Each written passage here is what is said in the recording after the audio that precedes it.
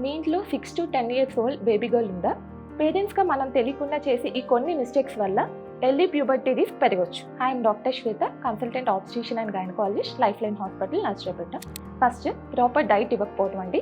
Highly packaged foods, sugary items కానీ processed food ఇవ్వడం వల్ల ఒబేసిటీ రిస్క్ పెరుగుతుంది.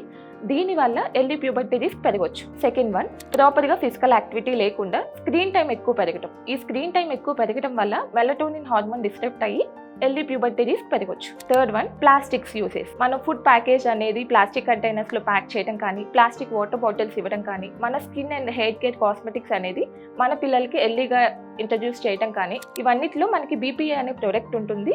ఇది హార్మోన్ డిస్ట్రప్షన్గా యాక్ట్ చేసి మనకి ఎర్లీ ప్యూబర్టీ రిస్క్ పెరగవచ్చు. And last one, stress. మన ఇంట్లో ఉండే ఫ్యామిలీ డిస్టర్బెన్స్ అనేది బేబీని ఎఫెక్ట్ చేయకుండా చూసుకోవాలి.